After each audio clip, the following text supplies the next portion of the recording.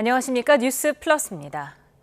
이재명 대통령이 취임 이후 82일 만에 도널드 트럼프 미 대통령과 마주 앉았습니다. 소수 참모진이 배석한 공개 회담에 이어서 오찬 확대 회담까지 2시간 20분 동안 진행됐는데 대통령실은 성공적인 회담이었다고 평가했습니다. 정인용 기자입니다.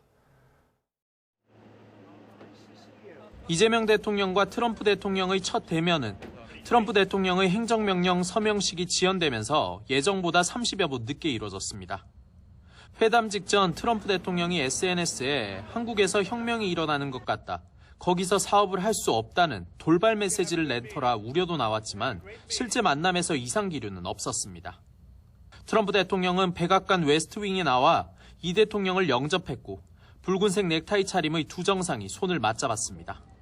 이 대통령 취임 이후 82일 만에 두 정상이 마주한 겁니다. 이 대통령은 회담 장소를 칭찬하며 우호적 분위기를 조성했는데 생중계 양자회담만 50분을 넘겼습니다. 황금색으로 빛나는 게 정말 보기 좋습니다. 품격이 아주 있어 보이고 미국의 새로운 번영을 상징하는 것 같습니다. 오찬을 겸한 비공개 확대회담은 더 길게 80분 동안 이어졌습니다. 구체적인 의제보단 서로 친밀감을 형성하는 데에 초점이 맞춰졌다는 게 대통령실의 설명입니다. 특히 양국 공동 브리핑이 없었던 것도 합의문이 필요 없을 정도로 이야기가 잘 됐다는 걸 의미한다고 부연했습니다. 구체적인 숫자나 혹은 방금 말씀하신 동맹 현대화나 이런 이야기들이 등장한다라기보다 두 분의 친밀감 높은 이야기로 진행이 되는 걸로 끝났습니다. 성공적으로 끝났다라고 감히 말할 수 있을 정도로. 트럼프 대통령은 피습 사진이 담긴 책 등 각종 선물을 건넸고 이 대통령을 향해 위대한 지도자란 칭찬도 한 것으로 전해졌습니다. 이 대통령은 한국 시각으로 내일 한미조선협력, 이른바 마스가 프로젝트의 상징인 필리조선소를 둘러본 뒤 귀국길에 오릅니다. 워싱턴에서 YTN 정인용입니다. 이번 한미 정상회담에서 이재명 대통령은 한반도 평화 구축에 트럼프 미 대통령의 적극적인 역할을 요청했습니다. 특히 김정은 북한 국무위원장과의 만남을 제안했는데 트럼프 대통령은 올해 안에 만나고 싶다는 뜻을 공개적으로 밝혔습니다. 워싱턴에서 강지원 기자입니다. 이재명 대통령은 언론에 공개된 정상회담 모두 발언에서 이 말은 꼭 하고 싶다며 평화 문제를 꺼내들었습니다. 트럼프 대통령의 역할로 여러 분쟁 지역의 전쟁이 멈췄다는 취지로 추켜 세웠습니다. 둘로 쪼개진 한반도의 평화를 정착시킬 해법으로 김정은 위원장과의 만남과 대북 부동산 투자 등을 제안했습니다. 한반도에도 평화를 좀 만들어주셔서 김정은과도 만나시고 북한에 트럼프 월드도 하나 지어서 거기서 저도 골프도 칠 수 있게 해주시고 부동산 개발업자 출신이자 골프광인 트럼프 대통령의 관심을 끌만한 화두를 미리 준비한 거로 보입니다. 일기 재임 시절 김정은 위원장을 3차례 만난 적이 있는 트럼프 대통령은 곧바로 화답했습니다. 김 위원장과 굉장히 좋은 관계를 유지하고 있다며 만나고 싶다는 바람을 공개적으로 밝혔습니다. He didn't want to meet with Biden because he had no respect for Biden, but we look forward to meeting with him and we'll make relations better. You'll help that. 올해 안에 보고 싶다며 구체적인 시기까지 언급했는데 오는 10월 말 경주에서 열리는 아시아태평양 경제협력체 APEC 정상회의가 주목받고 있습니다. 트럼프 대통령을 올 가을에 열리는 경주 APEC에 초청했고 가능하다면 북한 김정은 국무위원장과의 만남도 추진해보자고 권했습니다. 이재명 대통령은 트럼프 대통령이 피스메이커, 즉 평화를 만들면 자신은 페이스메이커, 즉 보조자로서 열심히 지원하겠다고 밝혔습니다. 한미 정상이 모두 대화 의지를 강조한 가운데 이제 공은 북한으로 넘어간 분위기입니다. 워싱턴에서 YTN 강준원입니다. 트럼프 대통령은 이번 정상회담에서 미국산 무기 구매를 압박하고 심지어 주한미군 부지 소유권을 넘겨야 한다는 주장까지 했습니다. 이재명 대통령은 국방비를 늘려서 안보 수호에 주도적 역할을 하겠다고 밝혔습니다. 홍민기 기자입니다. 이재명 대통령과 마주 앉은 트럼프 대통령은 느닷없이 군사장비 구매 이야기를 꺼냈습니다. 미국은 세계 최고의 군사장비를 만들고 있다며 지난 6월 이란 핵시설을 타격했던 B-2 폭격기를 언급했습니다. The B-2 bomber was so successful in what took place in the little excursion that we made 36 hours. 그러면서 한국이 미국의 뛰어난 무기를 많이 구매할 것으로 기대하고 있다고 말했습니다. 정상회담 전부터 예상됐던 이른바 안보 청구서를 회담 첫머리부터 내민 겁니다. 트럼프 대통령은 또 미국이 한국의 방위비를 일방적으로 부담했던 건 전임 바이든 행정부의 실책이라며 주한미군 방위비 분담금 문제도 꺼내들었습니다. 한술 더 떠 현재 주한미군이 임대에 쓰고 있는 땅을 넘겨받아 대규모 군사기지를 건설해야 한다는 주장까지 내놨습니다. There was a contribution made by South Korea, but I would like to see if we could get rid of the lease and get ownership of the land. 이 대통령은 이 같은 요구에 대한 직접적 언급 대신 이어진 연설에서 국방비 증액을 선언했습니다. 트럼프 대통령도 한국의 국방 역량 강화를 지원하고 한미 간 방산 협력을 늘리겠다고 말했다고 전했습니다. 한국은 한반도의 안보를 지키는 데 있어 보다 주도적인 역할을 앞으로 해 나갈 것입니다. 우선 국방비를 증액할 것입니다. 트럼프 대통령의 구체적인 안보 청구서에 대비해 우리 측에도 이익이 되는 국방비 증액을 먼저 카드로 제시한 것으로 해석됩니다. YTN 홍민기입니다.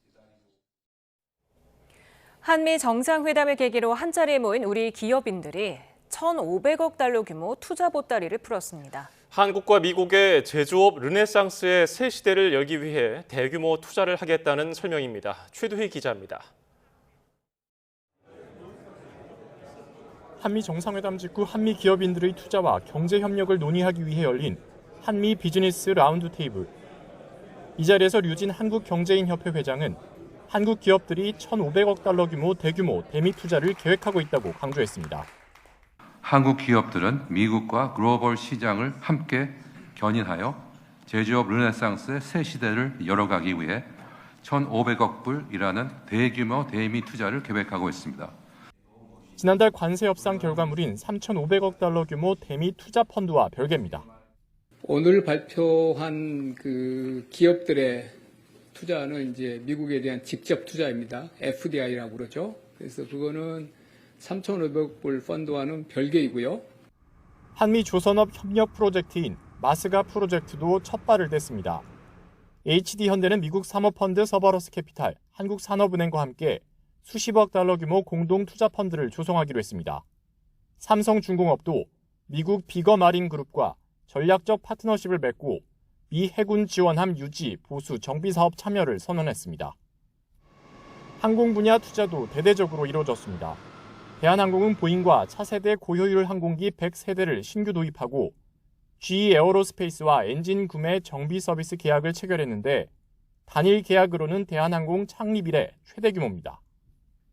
아울러 현대차그룹은 올해부터 4년 동안 미국의 260억 달러 규모 전략 투자에 나선다고 밝혔는데 지난 3월 발표한 210억 달러보다 50억 달러 더 늘린 규모입니다.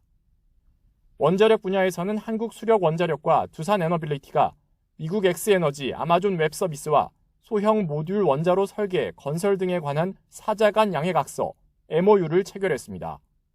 이에 더해 고려아연이 미국 로키드 마틴과 손잡고 전략광물 게루마늄의 독자적 공급망을 구축하기로 하는 등 이번 한미 정상회담을 계기로 한미 협력이 항공, 원자력 등으로 외연을 넓혔습니다. YTN 최두입니다.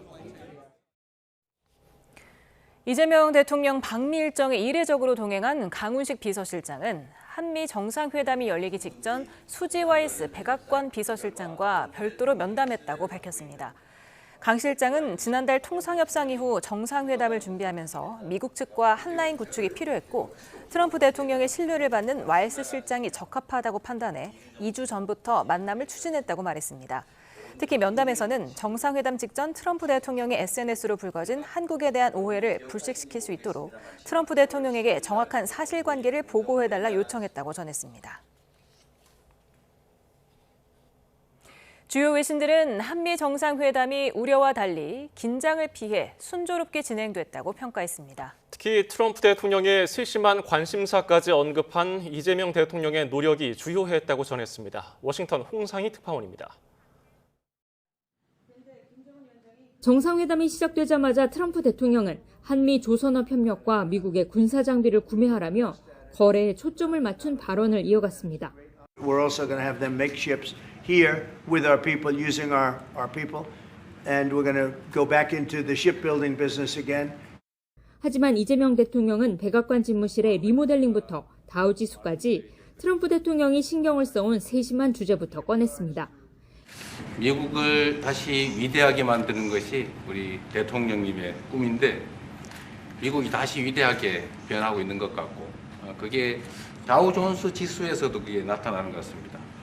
회담 직전 트럼프 대통령이 한국 특검을 겨냥한 언급으로 난관이 예상됐지만 주요 외신들은 이 대통령의 노력으로 긴장을 피했다고 평가했습니다.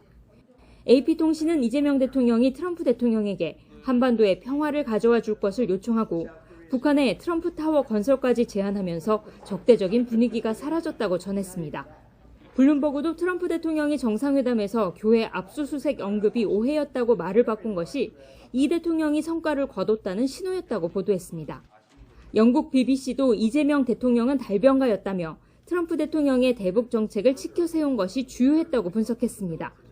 트럼프 대통령이 회담 직전 거듭 불만을 표시하면서 이 대통령도 젤렌스키 대통령의 백악관 굴욕처럼 궁지에 몰릴 수 있었지만 긴장을 피했다는 보도도 나왔습니다. 워싱턴 포스트는 두 정상이 여러 차이에도 불구하고 암살 시도에서 살아남았고 기소와 재판을 거치며 정치력을 키워온 공통점이 있다며 이번 정상회담이 친밀한 관계를 만드는 계기가 됐다고 평가했습니다. 워싱턴에서 YTN 홍상입니다. 여야는 이재명 대통령과 트럼프 미 대통령의 첫 정상회담 결과를 두고 상반된 반응을 보였습니다. 민주당은 100점 만점에 120점이라고 추켜 세웠고 국민의힘은 평가조차 불가능할 만큼 굴욕적인 외교였다고 공세를 퍼부었습니다. 김다현 기자입니다. 더불어민주당은 이재명 대통령의 첫 한미회담에 100점 만점에 120점이라는 점수를 줬습니다. 정청래 대표는 SNS에 이 대통령이 협상가로서 기질을 유감없이 발휘했다고 평가했습니다. 민주당 원내 지도부도 회담 성과를 하나하나 열거하며 정부와 합심해 한미동맹을 더욱 굳건히 하겠다고 다짐했습니다. 새벽잠 설치셨죠? 대통령님과 정부가 연일 국익을 위해 애쓰고 성과를 거양하고 있습니다. 총 11개의 계약과 MOU를 체결한 것도 큰 성과입니다. 미국 트럼프 대통령이 회담 직전 한국의 숙청, 혁명을 언급해 한때 긴장감이 감돌았는데 정부 여당은 위기를 무난하게 넘겼다고 봤습니다. 국회를 찾은 김민석 국무총리는 사전에 제기된 오해가 해소됐고 돌출적인 이슈가 없었다고 강조했습니다. 정상들이 기쁘게 즐겁게 웃고 끝나면 사실은 성공한 회담이라고 평가할 수 있는 것이 아닌가. 국민의힘은 이번 회담이 전체적으로 외교 참사였다며 180도 다른 시각을 드러냈습니다. 이 대통령이 입국할 때 미국 의전장 대신 부의전장이 나온 점과 트럼프 대통령의 숙청, 혁명 언급을 공세 대상으로 삼았습니다. 트럼프 대통령에게 굴욕적인 아부를 늘어놓았던 부분은 국민들께서 잘 지켜보셨을 것입니다. 사진첩 이외에 무엇을 얻었는지 여전히 불분명합니다. 여전히 철강 관세와 농산물 개방에 대해 무엇을 얻어냈는지 불분명하고 기업들이 1,500억 달러 투자까지 추가로 갖다 바쳤다며 외교 성과에도 의문을 표했습니다. 이재명 정부의 잘못된 외교 노선 그리고 그것을 극명하게 드러내주는 편중된 내각, 평가가 불가능한 그런 정상회담이었습니다. 첫 만남은 웃으면서 끝났지만 관세와 방위비 분담금 등 숙제가 많습니다. 정쟁은 국경선에서 멈춘다는 말처럼 여야가 국익을 최우선으로 놓고 머리를 맞대야 한다는 목소리가 나옵니다. YTN 김다현입니다. 국민의힘 신임 당대표로 재선 장동혁 후보가 선출됐습니다. 장 대표는 취임 일성으로 대정부 투쟁을 예고했습니다. 초강경 반탄파가 국민의힘 수장에 오르면서 여야의 극한 대결이 장기화할 거라는 우려가 나옵니다. 김다연 기자입니다. 국민의힘 장동혁 신임 대표는 취임 직후 이재명 정권 끌어내리기에 사활을 걸겠다고 공언했습니다. 모든 우파 시민들과 연대해서 이재명 정권을 끌어내리는데 제 모든 것을 바치겠습니다. 초반 탐색전이라고 할 수 있는 허니문 없이 곧바로 반정부 강경 대여 투쟁을 선언한 셈인데 그렇다고 아예 협치의 문을 닫아둔 건 아닙니다. 당 대표 후보 시절엔 민주당 정청래 대표에게 먼저 연락하겠다고 했고 당선 뒤에도 누구든 만나겠다고 말했습니다. 저는 정청래 대표도 정치적으로는 강한 발언을 쏟아내실지라도 충분히 대화가 가능하다고 생각합니다. 단 민주당이 소수 야당이라고 힘으로 누르려 하지 말고 호흡을 맞출 의사가 있어야 한다는 전제를 달았습니다. 일단 녹록진 않아 보입니다. 장 대표의 당선에 민주당에선 의례적인 축하도 어렵다. 윤 어게인 전도사에게 잠식당한 당이다. 최악이 등장했다 같은 냉랭한 반응이 쏟아졌습니다. 이재명 대통령은 야당 대표와도 대화하겠다고 밝혔지만 정청래 대표는 계엄과 내란에 대한 사과가 먼저라며 국민의힘 수장격이던 송원석 원내대표와 눈도 안 마주쳤습니다. 제1야당의 장동혁 대표는 당 해산 공격과 특검 대응에 맞서야 하는 과제를 떠안았습니다. 9월 정기국회 국정감사와 예산 심사까지 여야의 극한 대립은 당분간 이어질 수밖에 없다는 관측입니다. YTN 김다연입니다. 조국혁신당 조국혁신정책연구원장이 국립 5.18 민주묘지를 찾아 광주 정신으로 내란을 완전 종식하고 민생을 강화하는 정치를 하겠다고 밝혔습니다. 조 원장은 윤석열 일당이 내란 이후 자신을 포함한 정치인들을 수거하려 했을 때 광주를 생각했다고 말했습니다. 조 원장은 참배를 마친 뒤에 전두환 비석을 밟고 갔는데 윤석열의 운명도 이렇게 확신한다고 강조하기도 했습니다. 트럼프 미 대통령이 한미 정상회담 직전 특검의 압수수색을 언급한 데 대해 각 특검이 입장을 밝혔습니다. 특검들은 적법한 수사였다거나 오해한 부분이 있었다면서 논란을 진화했습니다. 이경국 기자입니다. 한국 정부가 교회를 압수수색하고 우리 군 기지에서 정보를 수집했다.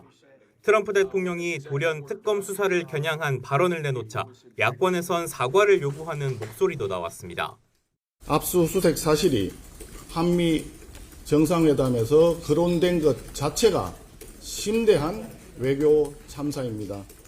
특검은 국민과 교회에 사과하고 트럼프 대통령이 언급한 건 최상병 특검과 내란 특검이 각각 진행한 압수수색인 것으로 보입니다. 앞서 최상병 특검은 지난달 18일 여의도 순복음교회 등을 압수수색했습니다. 임성근 전 사단장 구명로비 의혹과 관련해 교회가 통로가 된 건 아닌지 확인하기 위함이었습니다.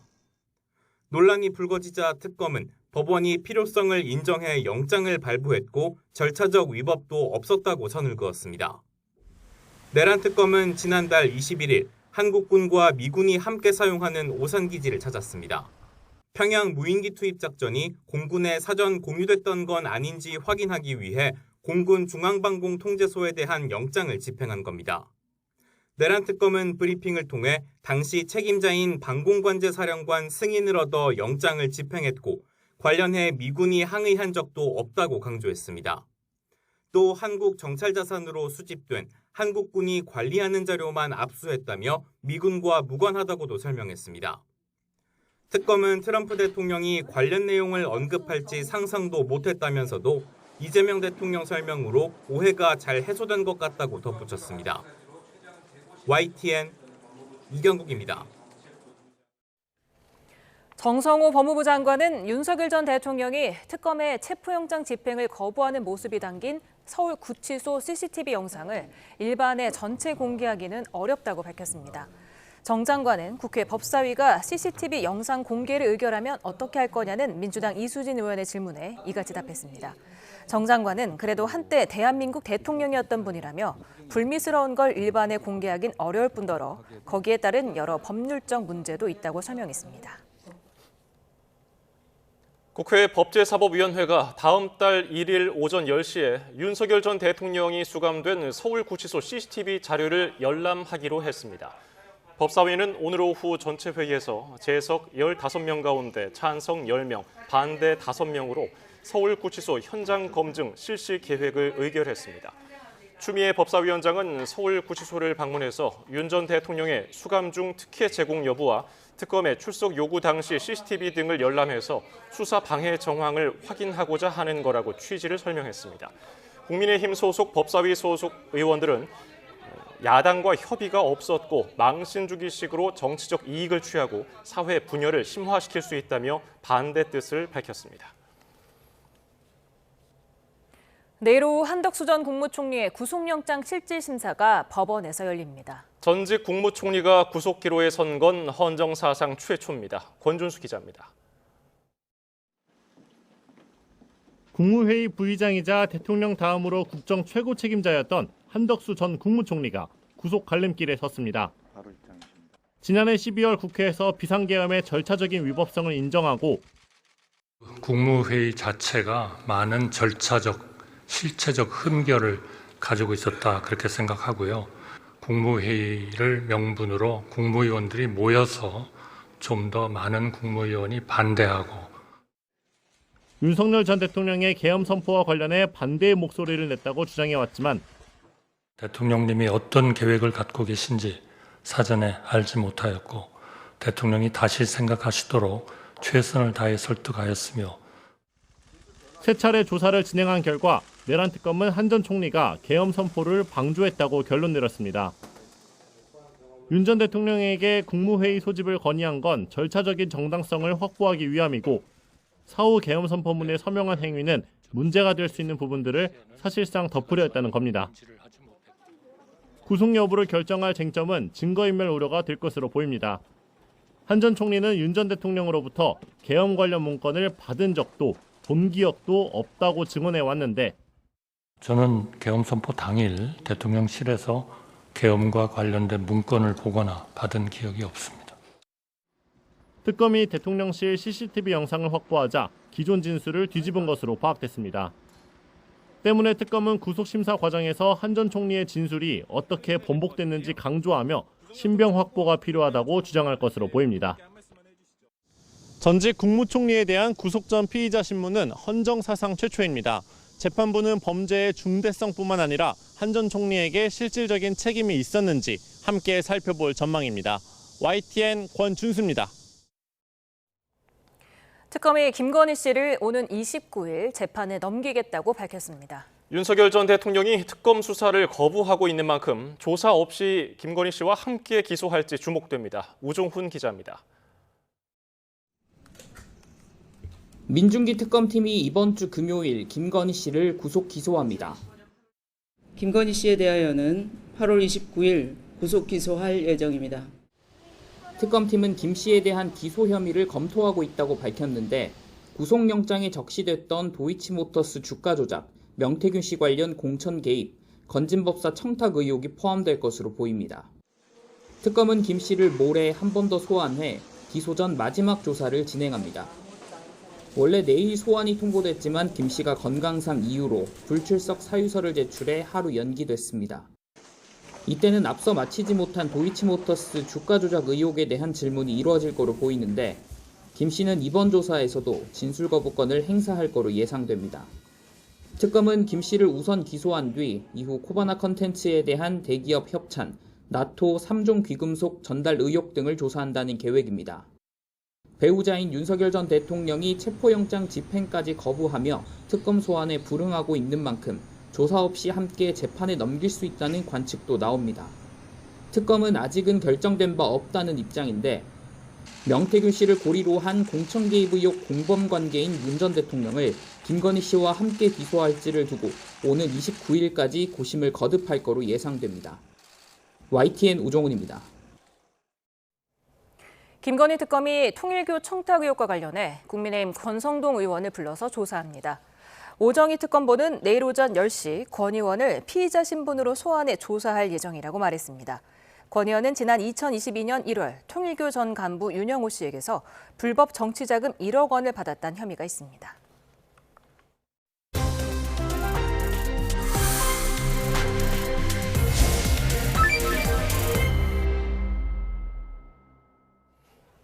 네, 이재명 정부의 첫 한미 정상회담 이후 여야의 평가는 엇갈렸는데요. 오늘의 전국 상황 조기현 더불어민주당 전 법률위 부위원장, 이준우 국민의힘 대변인과 살펴보겠습니다. 어서 오세요. 맞습니다. 안녕하세요.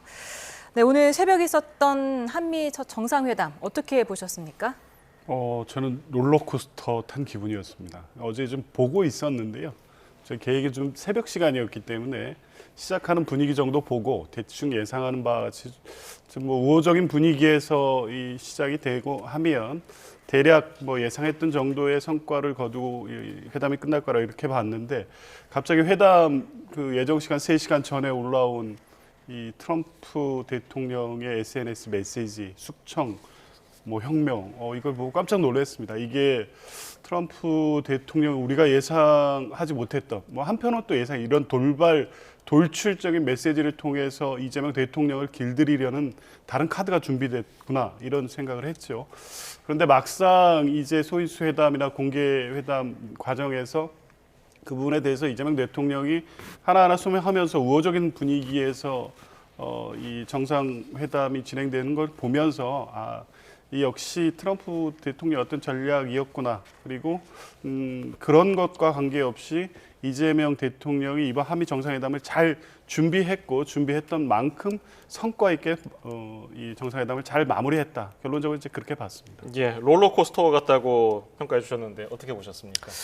처음에 이제 첫 정상회담이기 때문에 기대감이 있었죠. 하지만 우리가 컸습니다. 어제 저녁에 갑자기 숙청이냐 혁명이냐 불안한 상대와는 사업하기 어렵다. 이렇게 얘기를 하는 바람에 이거 정상회담이 깨지려는 징조니까 굉장히 불안했었습니다. 하지만 다행히 정상회담이 이루어졌었고 정상회담 내내 화기애애한 모습이 보여서 다행이다라는 생각이 드는데 다행히 젤렌스키라든가 남아프리카 공화국 대통령처럼 문전박대받는 그런 상황은 아니어서 다행이었다고 생각이 듭니다. 하지만 형식으로 보면 굉장히 우리가 좀 홀대받았다 이런 느낌은 이런 느낌은 좀 있습니다. 공항에서부터 의전팀이 제대로 안 나왔죠. 부의전장이 나왔었고 블레어 하우스도 내주지 않았습니다. 그리고 배웅도 해주지 않았고요. 백악관 나왔을 때. 그리고 합의문도 작성하지 않았습니다. 합의문 작성하지 않은 게 여러 가지 이제 의미가 있는데 크게 두 가지 중에 하나입니다. 하나는 첫 번째 의미는 합의를 안 해도 될 만큼 상호 신뢰관계의 경우는 합의를 안 하는 경우도 있습니다. 또 합의문을 작성하지 않는 게 어떤 경우냐? 합의에 이르지 못한 경우에도 합의문을 작성하지 않습니다.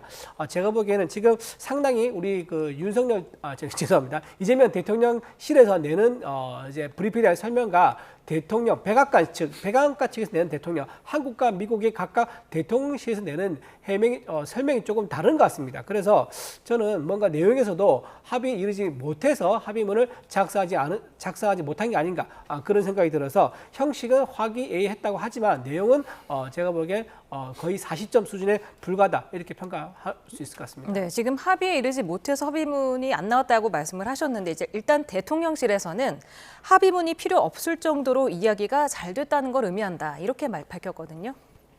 일단 홀대론 또 얘기 나올 줄 알았고 이게 가기 전부터 그 얘기는 다 예상했습니다. 그런데 그 사실관계 확인해 보면 이게 의전적으로 홀대받지 않았다는 게 분명 확인이 되고 있고 언론에서도 팩트 체크하고 있지 않습니까? 이거 공식 실무회담에서는 부의전장이 공항에 나가고 환영 행사를 하는 것이고요. 이런 회담에선 과거 우리 대통령이 미국 방문을 공식 실무회담으로 갔을 때도 그렇고 다른 정상이 갔을 때도 똑같은 방식으로 진행됐기 때문에 이번에 이재명 대통령에 대해서 특별히 홀대했다. 이건 전혀 사실이 아니라는 점 말씀을 드리고 합의문은 실제 의제가 구체적으로 꼭 필요할 때 작성이 되는 건데 이번에 이 트럼프 대통령이 전 세계를 상대로 했던 통상협상도 마찬가지고요.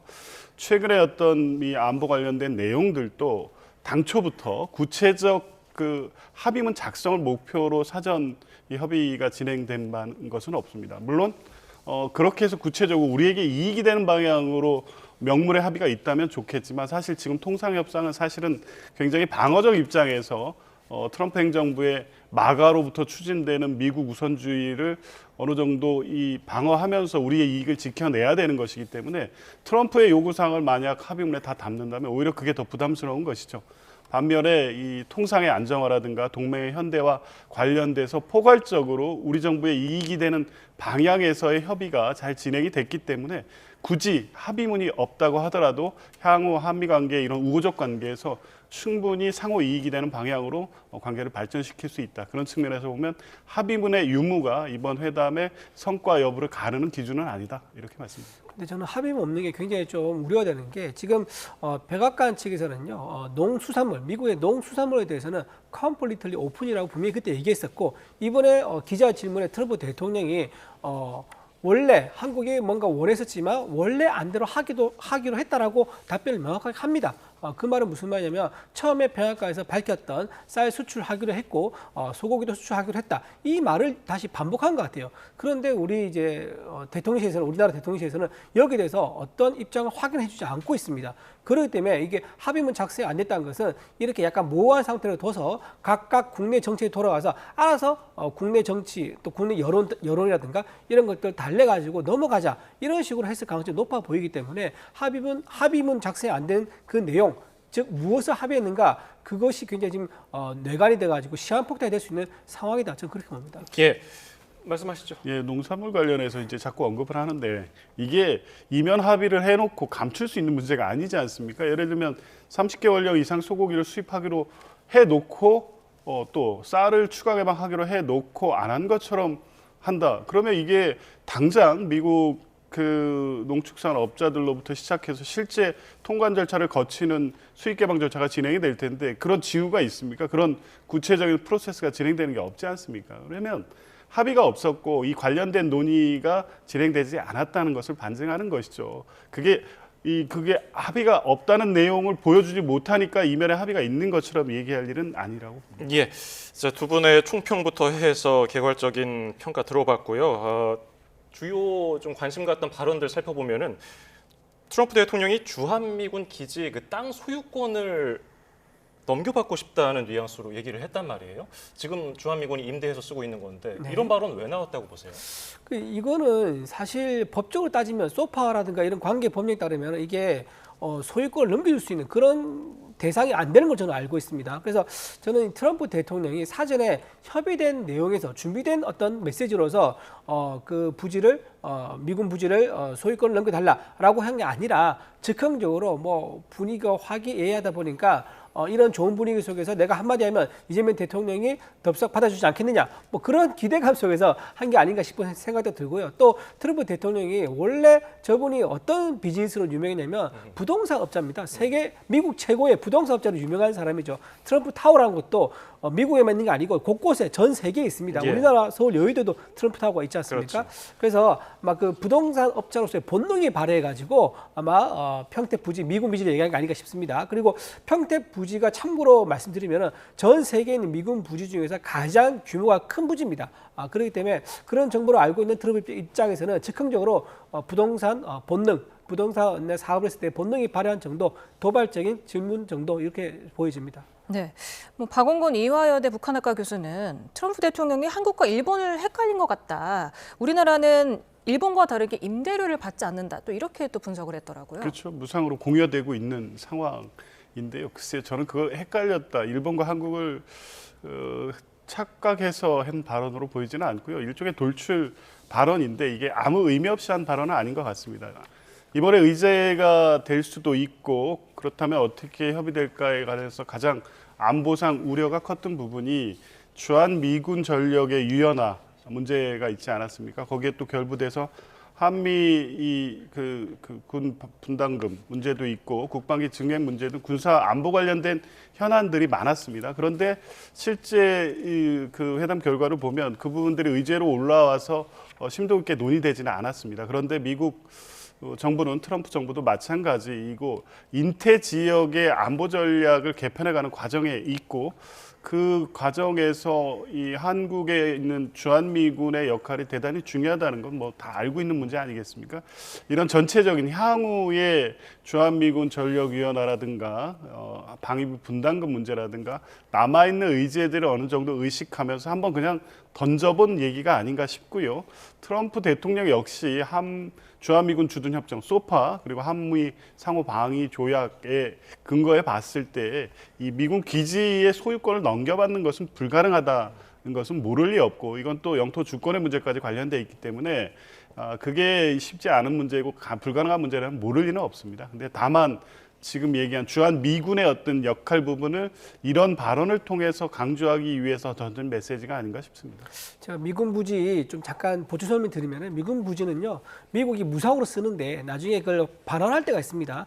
반환할 때 조건이 뭐냐면 원래 처음 받았을 때 그 부지 상태 그대로 자연 상태 그대로 반환하게 돼 있는 게 소파 규정인데 그 반환할 때 유류가 문제가 됩니다. 왜냐하면 안에 이제 그 기름 탱크를 이제 저장한 시설 안에 꼭 있거든요. 그다음에 누유가 생기기 때문에 그게 땅을 흘러서 광범위하게 이제 토양을 오염할 수 있기 때문에 그걸 정상화시키는 자연 상태로 복원시키는 비용을 우리나라 되느냐 미국이 되느냐가 항상 중요한 이슈였었습니다. 그 정도로 비용 정도만 미국에서 부담을 하지 그 사용료라든가 또 임대료라든가 이런 거는 일체 없는 무상 상태에서 쓰고 반환할 때만 약간의 토지 복원 비용만 드는 그 정도만 지금 규정되어 있다 그렇게 말씀드립니다.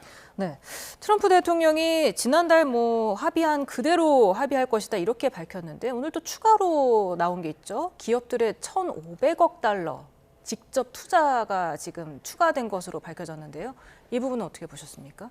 기업들은 대미 무역 리스크 관리 차원에서 계속적으로 투자를 확대해 오고 있었습니다. 꼭 이번 정상회담에 대비해서 특별한 선물 보따리로서 투자 규모를 가져간 건 아니었고 현대자동차라든가 삼성이라든가 현지 공장의 일을 확대한다든가 어떤 특정 상품 이 공정을 만들기 위한 투자를 계속 확대해 오고 있었고요. 그걸 오늘 이번에 비즈니스 라운드 테이블 협의를 통해서 구체화한 내용입니다.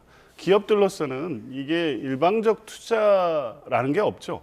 미국 현지화함으로써 얻게 될 이익이 있기 때문에 하는 투자인 것이지 한국 정부의 어떤 요청에 의한 일방적 투자 이렇게 볼 문제는 아니고 우리나라의 주요 기업들 역시 미국 투자를 통해서 생산을 현지화함으로써 얻게 되는 관세상의 이익이라든가 또 대부분 지금 대규모 투자를 이번에 결정한 주요 4개 기업 등은 그 관련된 업종들이 미국에서 호황 중인 업종들입니다. 이제 그런 걸 전체적으로 고려했을 때 지금이 오히려 투자의 적기다 이런 판단을 한 것 같고 장기적으로 봤을 때 이 투자가 각 기업에 회수된 이익을 더 극대화시킬 수 있다는 전략적 판단에 의한 것이죠. 그런 부분들이 종합된 것이기 때문에 지난 통상 협상에서의 어떤 투자 규모 또 이번에 기업 투자 이런 거를 다 똑같이 전체 금액만을 보고할 것이 아니라 각 기업들이 얻게 될 이익을 다 계산한 어떤 전략적 투자 발표다 이렇게 보시면 될 것 같습니다. 예, 규모가 워낙 크다 보니까 이거 우리 기업들에게 좀 그리고 우리 국민들에게 이익이 돌아갔으면 좋겠는데 이렇게 생각하는 분들도 있단 말이죠. 당연하죠. 어떻게 보십니까? 지난번에 1차 협상에 내게 그때 포함했던 것보다 이번에 1,500억 추가됐으니까 1,600억 달러인데 이게 우리 돈으로 계산하면 한 830조 원 됩니다. 830조 원이면 우리나라 1년 예상 규모가 딱 800조가 좀 넘어요.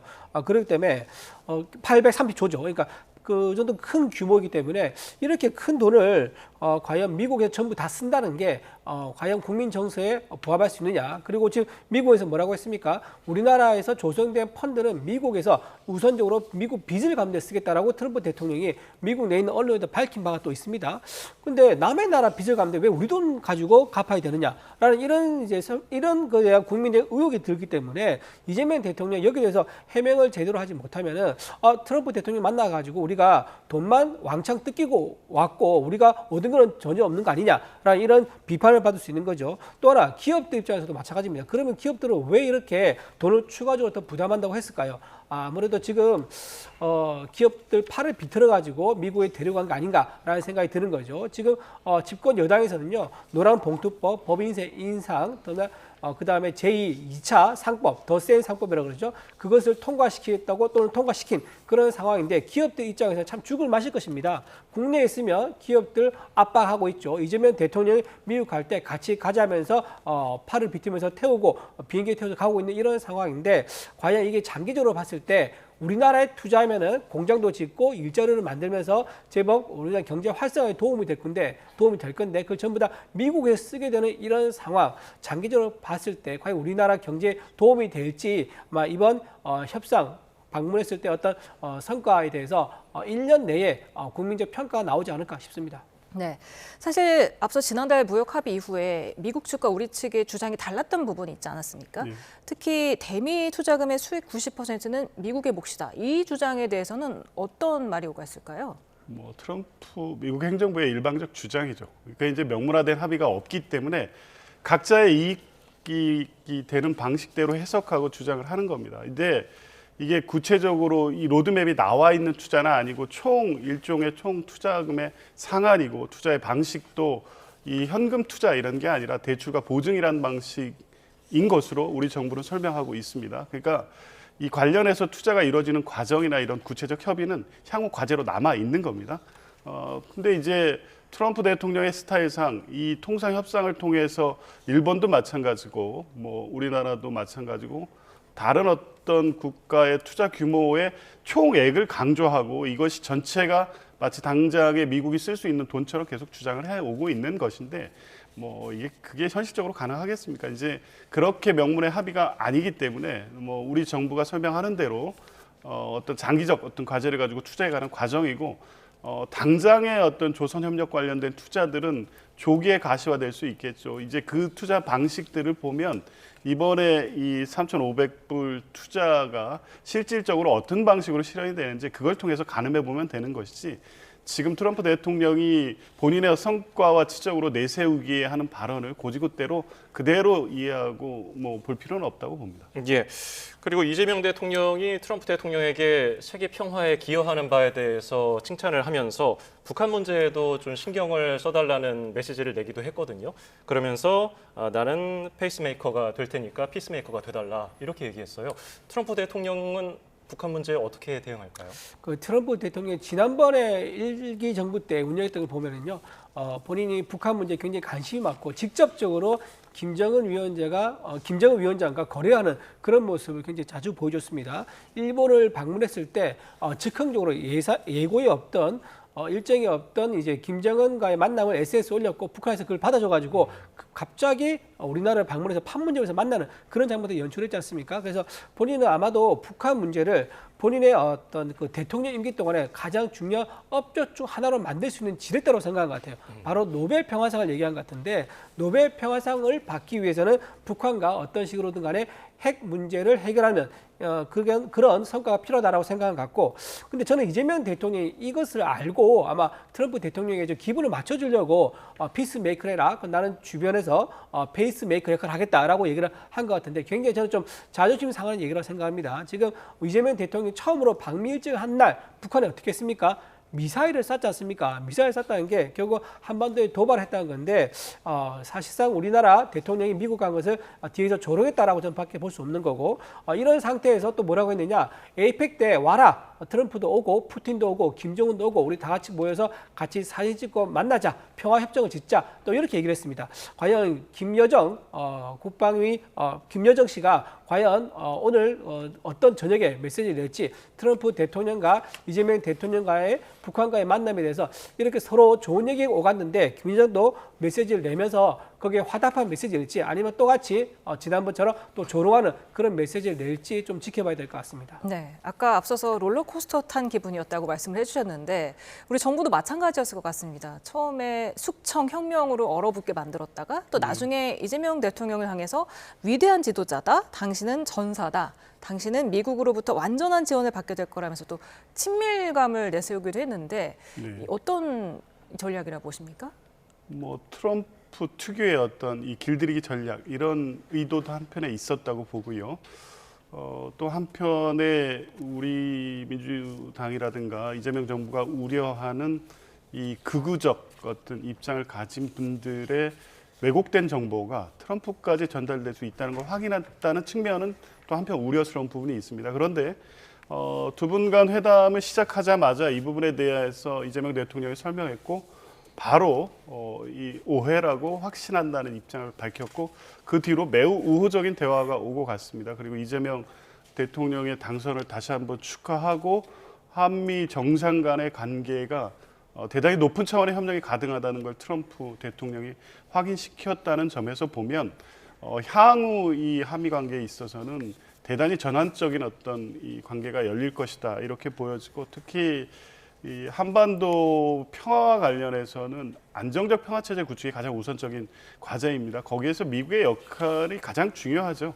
그래서 트럼프 대통령은 김정은에 대해서 우호적 입장을 갖고 있고 대화에 나서겠다는 의지 또한 높습니다. 그 과정은 단순하게 이벤트로서 한두 번 만난다는 측면이 아니라 이 한반도 비핵화의 과제를 해결해나간 과정에서 트럼프가 역할을 하겠다는 부분도 내포되어 있기 때문에 그런 부분을 이 추켜 세우고 또 트럼프 대통령의 역할을 요청하고 그래서 실제 나서서 이 북한과의 대화에 나서고 그것이 남북 정상회담으로 이어지면서 2017년, 19년에 하노이 이 노딜로 허탈하게 끝났던 이 평화의 국면을 다시 만들어낸다면 이건 한반도의 어떤 획기적 계기가 되지 않겠습니까? 이건 단순하게 이 한반도 평화의 문제를 넘어서 이 남북 간 대립 관계가 초래하는 이 엄청난 비용의 손실을 다른 방식으로 생산적으로 전환할 수 있다는 측면에서 보면 그 부분에 있어서 트럼프 대통령의 역할이 대단히 중요한 것이고 실제 이런 분위기를 통해서 트럼프 대통령이 북미 관계 개선에 나선다면 우리 한국 정부로서도 대단히 환영할 만한 일이 되는 거죠. 예, 정치권 반응이 어땠을까요? 듣고 오시겠습니다.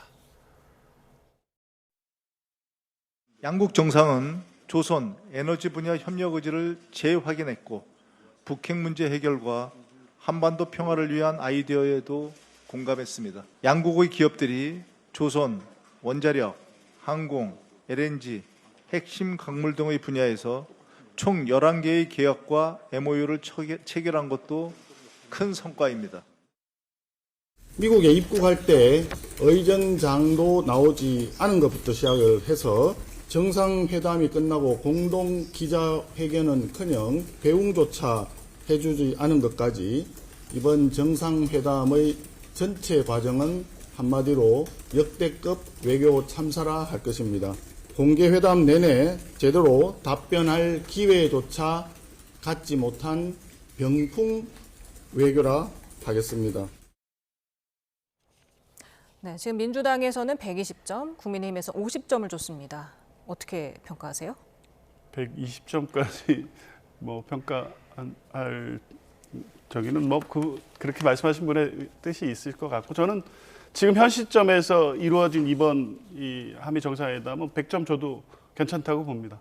뭐 통상 압박을 받고 있는 상황에서 지난달에 통상 협상을 나름대로 성과 있게 잘 마무리했고 남아있는 안보 관련된 의제들과 관련해서 대단히 우려가 높지 않았습니까? 방위비 분담이라든가 주한미군 유연화라든가 실제 미국이 내밀 카드가 우리로서는 상당히 부담스러운 내용들이 많았는데 일단 그런 부분들을 의제에 올려서 우리의 부담스러운 합의를 이뤄내지 않으면서도 향후 한미 관계에 있어서 안보, 경제, 통상, 뭐 북한 관계 등의 여러 부분에 있어서 매우 우호적인 이 관계로서 풀어갈 수 있는 틀을 만들었다는 점에서 보면 통상 관련된 부분도 그렇고 안보 관련된 내용도 그렇고 이번 한미 정상회담 첫 회담이고 이후에 또 계속 이어지지 않겠습니까? 이번 회담은 100점을 줘도 아깝지 않다. 그렇게 평가합니다. 예. 그리고 정상회담 전에 SNS 글 외에 또 기자들과의 질답에서 트럼프 대통령이 교회 그리고 군기지, 미군기지 압수수색 얘기를 했거든요. 관련된 양 정상 간에 어떤 발언이 나왔는지 듣고 오시겠습니다. I heard that there were raids on churches over the last few days, very vicious raids on churches by the new government in South Korea, that they even went into our military base and got information. You know, that would be too bad if that's the case, but I did hear that from Intel, that there was a raid on churches. 대한민국은 아시는 것처럼 친위 쿠데타로 인한 혼란이 이제 극복된 지 얼마 안 된 상태고 그 내란 상황에 대한 국회가 임명하는, 국회가 주도하는 특검에 의해서 사실 조사가 진행 중입니다. I am sure it's a misunderstanding, but you know there is a rumor going around about churches raiding churches. So we'll talk. I'm sure that's going to be worked out fine. 네, 트럼프 대통령이 그러니까 지금 교회에 대한 급습 얘기를 하고 또 미군 기지에 대한 얘기를 했었는데 이재명 대통령은 미군 기지 관련해서만 해명을 한 것 같은데 또 교회에 대해서도 또 오해라고 또 이렇게 저절로 오해가 풀리는 듯한 그런 해명을 했네요. 최초 트럼프 대통령의 SNS 메시지 또 조금 전에 교회와 군에 관련된 메시지의 정보 출처와 실제 본인이 보고받은 내용이 어디까지인지 모르는 상태에서는 정확히 모르겠습니다만 저는 트럼프 대통령이 이 배경이 되는 내용에 대해서 알고 있는 상태에서 의도적으로 이 메시지를 통해서 이재명 대통령의 반응을 보려고 했다는 부분이 저 부분에서 나타나는 것 같습니다. 근데 전체적으로 설명은 가능한 거죠. 지금 친위 구테타로 인해서 특검이 출범했고 특검이 사실관계를 조사하는 내용 중에 군에 대한 문제도 있고 이 교회에 대한 문제도 있고 이런 부분은 하나의 메시지로 이제 설명이 된다고 보고 뭐 추가적인 어떤 질문을 이어가거나 논쟁할 필요가 없기 때문에 저렇게 오해였다는 걸로 간단하게 결론 짓고 가는 거였고 당초부터 트럼프 대통령은 이 문제를 이렇게 던져보고 이재명 대통령의 반응을 보고 오해라고 하면서 어쨌든 분위기 전환의 계기로 삼기 위해서 당초부터 준비한 게 아닌가 싶습니다. 참 이례적인 그런 장면인데요. 야당에서는 어떻게 보셨습니까? 그 교회가 미국에서는요 기본적으로는 국기 정도 됩니다. 미국 전체가 기독교 기반의 국가이기 때문에 우리나라에 있는 교회가 미국과도 서로 교류를 많이 한다 하더라고요. 지금 이제 압수수색돼서 논란이 되고 있는 통일교도 미국의 통일교 이제 지사나 본사가 있을 정도로 여러 지사가 있을 정도로 굉장히 큰 교단이라 그러고 또 여의도에 있는 큰 교회도 마찬가지로 미국에 있는 종교인, 기독교 교인들과 굉장히 활발하게 교류를 하면서 서로 영향력을 주고받고 이제 그렇게 하고 있다고 그럽니다. 그러다 보니까 기독교 기반인 미국 사회에서 대통령을 하고 있는 트럼프 대통령 입장에서는 기독교인들을 건드는 것은 좀 무례한 거 아니냐라는 그런 신호를 준 것으로 보이고요. 또 하나 미군 부지, 그러니까 주한 미군 부지죠. 주한 미군 부지에 압수수색 하러 들어왔다는 거. 물론 이제 우리 그 관련된 부분만 레이더 기지 부분만 했다고 그러지만 어쨌든 미군의 영내에 들어왔다는 것 그 자체로도 한미 군사 동맹의 끈끈한 70년 관계가 있는데 그거를 파기할 수 있는 굉장히 위험한 외교적 문제가 될 수 있는 사안이었던 것을 한 번 더 트럼프 대통령이 이재명 대통령에게 강력하게 암시를 주기 위한 용도로 저 말을 꺼내지 않았는가 싶은 생각이 들고요. 오늘 지금 방송에는 안 나왔지만 저희도 나왔었습니다. 특검에 대한 얘기도 했다 그러더라고요. 특검에 대한 얘기하면서 특검에 대해서 좀 이제 신랄하게 비판했습니다. 미국에서 병든 사람들 데려가서 특검한 거 아니냐라고 하면서 정신 이상자에 빗대어서 얘기를 할 정도로 우리나라 현재 정치에 대해서 큰 관심을 가지고 있다. 그런데 이런 말을 어지간하면 꺼내지 않을 건데 이런 특검에 대한 얘기를 비판적으로 꺼낸 것을 보면은 뭔가 지금 이재명 대통령이 하고 있는 3특검에 대해서 정치 보복적 성격이 진하다라고 보고 있는 것이고 그런 의미에서 어제 썼던 단어 숙청이라는 단어는 의미 없는 단어가 아니라 특검까지 얘기 나온 걸 보면은 상당히 무게가 실려 있는 단어다. 이거를 이재명 대통령이 잘 소화를 해야지만 한미 관계를 정상적으로 회복할 수 있을 것이다 이런 겁니다. 네. 잠시만요. 저희가 다뤄야 할 부분이 또 있어서 국내 정치로 잠깐 넘어가 보겠습니다.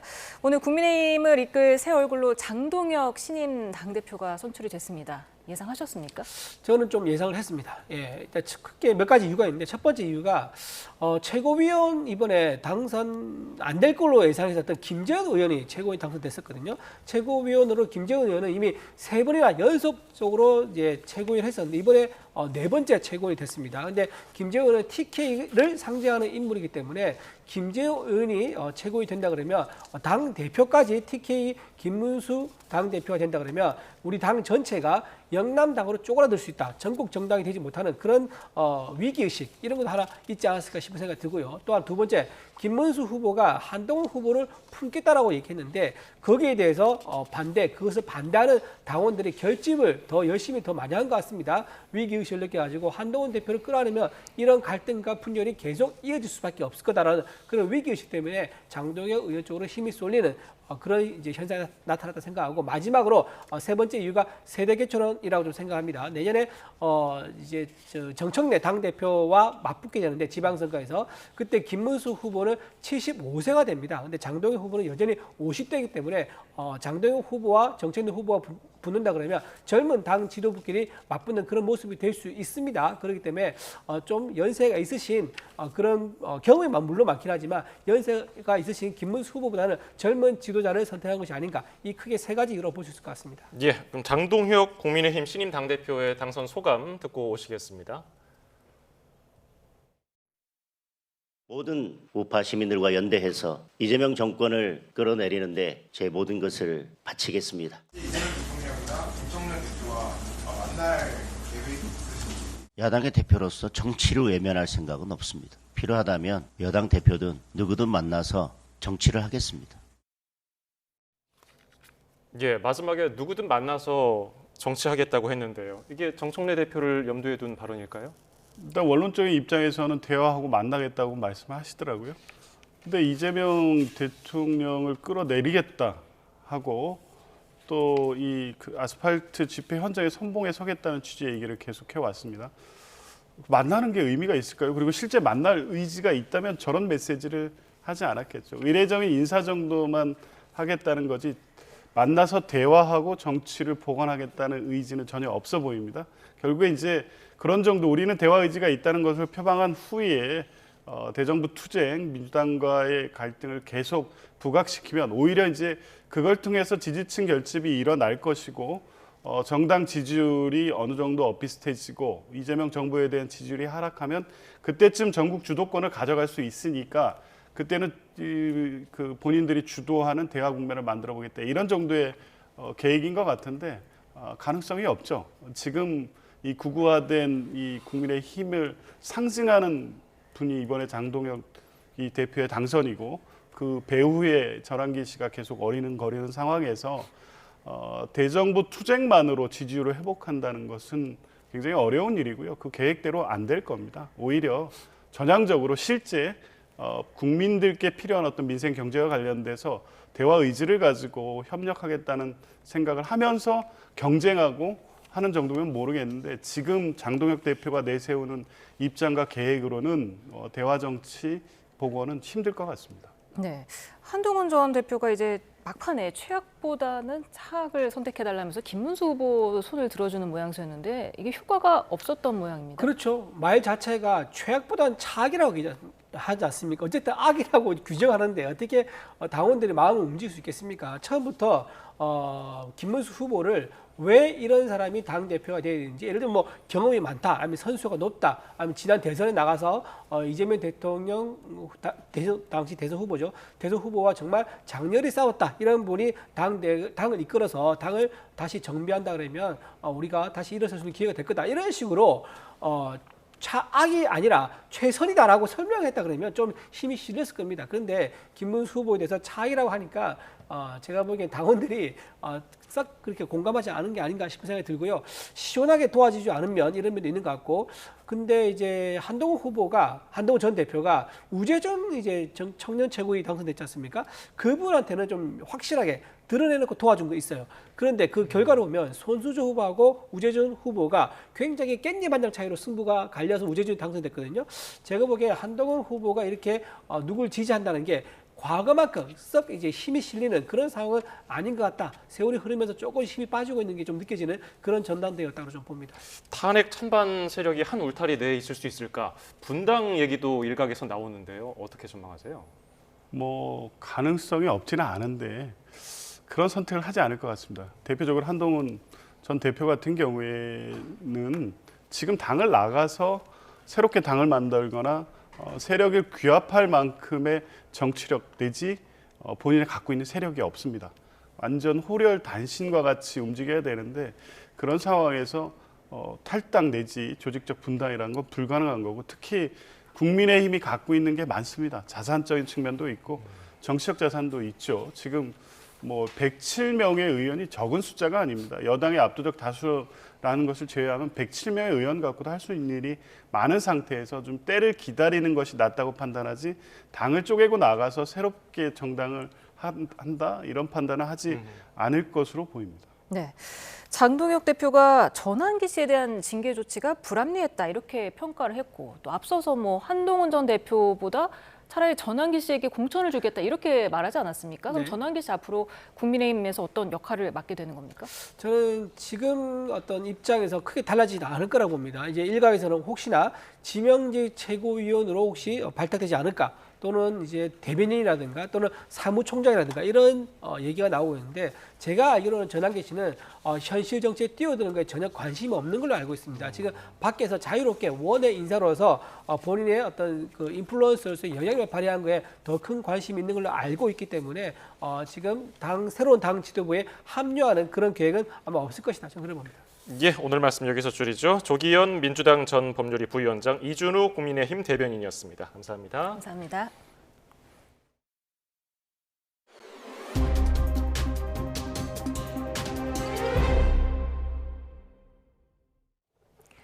경남에서 부부 사이에 벌어진 범행이 잇따라 발생했습니다. 거제에서는 아내가 남편과 다툰 뒤에 집에 불을 질렀고 양산에서는 남편이 아내에게 흉기를 휘두른 뒤에 숨진 채 발견됐습니다. 임형준 기자입니다. 아파트에서 벌건 불길이 치솟습니다. 집 안에서 뿜어져 나오는 검은 연기는 금방이라도 건물을 집어삼킬 듯합니다. 와, 큰일 났다, 야. 경남 거제시 옥포동의 지하 1층, 지상 10층짜리 아파트 2층에서 불이 난 건 밤 11시쯤. 불이 나자 주민 53명이 대피했고 이 가운데 18명이 연기를 마셔 병원으로 이송됐습니다. 냄새와 이게 연기가 너무 어렵고 너무 공포스러웠어요. 그래서 완전 이게 앞이 안 보이니까 뭐 미끄러지다시피 그냥 켜서 드듬드듬 그냥 4명이서 의지해서 내려왔어요. 불을 낸 사람은 40대 여성 A씨. 남편과 다툰 뒤 자신의 집에 불을 지른 것으로 경찰은 보고 있습니다. 아내 A씨는 아파트 2층 자신의 집 거실에 휘발유를 뿌린 뒤 라이터를 이용해 불을 붙인 것으로 추정됩니다. A씨와 남편인 50대 남성도 화상을 입어 병원으로 옮겨졌습니다. 경찰은 A씨를 입건하고 자세한 범행 동기 등을 조사하고 있습니다. 양산에선 남편이 아내에게 흉기를 휘두르는 사건도 발생했습니다. 30대 아내는 목등을 크게 다쳐 병원으로 옮겨져 치료받고 있습니다. 남편 40대 B씨는 아파트 앞 화단에서 숨진 채 발견됐습니다. 경찰은 B씨가 범행을 저지른 뒤 투신한 것으로 보고 자세한 사건 경위를 조사하고 있습니다. YTN 임영준입니다. 농협 상호금융 모바일 뱅킹을 통해 위조 신분증을 이용한 수천만 원 규모의 불법 대출이 이뤄졌다는 YTN의 보도 이후 농협 측이 대대적인 보안 시스템 개편에 나섰습니다. 이번 달 안에 모바일 뱅킹 서비스에 안면 인식 절차를 전면적으로 도입해서 추가 인증을 받도록 하겠다는 건데 추가 피해를 막을 수 있을지 주목됩니다. 김희영 기자입니다. 누군가 자신의 정기예금을 담보 삼아 돈을 빌리고 마이너스 통장까지 만들었습니다. 지난 6월 평소 농협과 거래하던 70대 A씨에게 벌어진 일로 5천만 원 가까운 돈이 빠져나갔습니다. 농협 상호금융 모바일 뱅킹 앱에서 위조 신분증을 사용해 A씨 몰래 대출을 받은 것으로 보이는데 경찰과 금융감독원 등이 조사에 착수했습니다.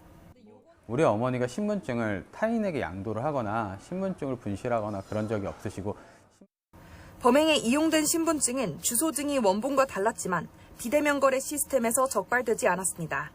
YTN 취재진이 실제와 다른 정보가 담긴 신분증을 이용해 비대면 계좌 개설이 되는지 직접 시험해본 결과 손으로 정보를 바꿔서 일반적인 신분증과 확연히 달라 보이는데도 보안 시스템은 이를 걸러내지 못했습니다. 현재는 신분증의 몇 개 정보만 뽑아서 원본과 확인하기 때문인데 금융당국 역시 위조 신분증으로 보안이 뚫릴 수 있다고 인정했습니다. 모바일 뱅킹 신분증 인증 시스템의 허점을 지적한 YTN의 연속 보도 이후 농협중앙회도 곧바로 보안 강화에 나섰습니다. 비대면 실명 인증 시스템이 위조 신분증에 뚫리는 것을 막기 위해 안면 인식을 도입하기로 했습니다. 농협중앙회 관계자는 이번 달 안에 계좌 개설이나 상품 가입 등 거래에 안면 인식을 전면 적용하기 위해 준비하고 있다고 말했습니다. 농협은 이를 위해 비대면 입출식 및 대출 상품 가입을 잠시 중단하고 시스템 점검에 나섰습니다. 농협중앙회가 모바일 뱅킹의 보안 시스템에 대한 전면 개편에 착수한 가운데 이번 대책이 위조 신분증 등에 의한 추가 피해를 막을 수 있을지 주목됩니다. YTN 김희영입니다. 이스라엘이 가자지구 병원 건물을 공습해 구조대원과 취재진을 포함해 20명이 숨지고 수십 명이 다쳤습니다. 첫 공격의 희생자를 수습하던 곳이 바로 두 번째 폭격을 당해서 현장은 그야말로 아비규환이 됐습니다. 김종욱 기자입니다. 무너져 내린 병원 4층 난간에서 사상자를 옮기고 이를 촬영하는 작업이 숨가쁘게 진행되던 순간 큰 폭발과 함께 현장이 연기에 휩싸입니다. 부근 인파는 놀라 급히 대피했고 연기가 거치자 무너진 구조물 아래 쓰러진 구조대원이 보입니다.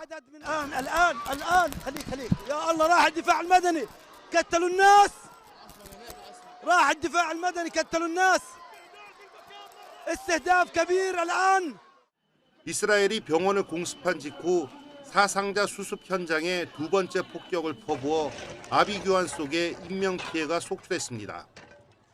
알자지라와 AP, 로이터 등에 소속됐거나 협업하던 현지인을 포함해 언론인 여러 명도 희생됐습니다. 가자지구 보건부는 가자 남부에서 유일하게 운영 중인 공립병원을 직접 타격한 극악무도한 범죄라며 비난했고 언론단체의 규탄도 잇따랐습니다. 이스라엘군은 공습 사실을 인정하고 참모총장이 진상조사를 지시했다고 밝혔습니다. 이어 표적과 무관한 개인이 피해가나 유감이라며 언론인을 공격 대상으로 삼지 않는다고 해명했습니다. 하지만 이스라엘은 현지 언론인이 무장정파 하마스 등에 연루됐다는 주장을 펴왔고 2023년 10월 전쟁 발발 이후 테러 대원들이 숨어 활동한다는 이유로 병원까지 자주 공격했습니다. That is just one example of a deliberate targeting of journalists.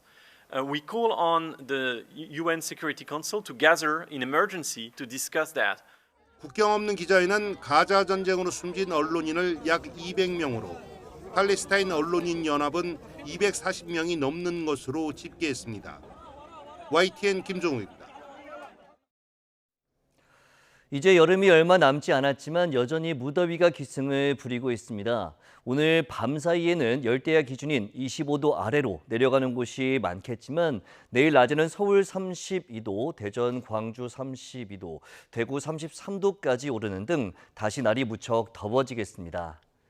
내일은 가끔 구름만 많겠지만 서쪽 지역을 중심으로 안개가 매우 짙게 끼겠고 영동에는 새벽부터 오후 사이, 경북 북동부에는 오후부터 저녁 사이 5에서 20mm의 비가 내리겠습니다. 또 충북 북부와 경남 내륙, 제주도에는 한때 소나기가 지나겠습니다. 남은 한 주도 예년보다 더운 날씨가 이어지겠고 주 후반에는 중북부에 비가 내릴 전망입니다. 날씨 정보였습니다.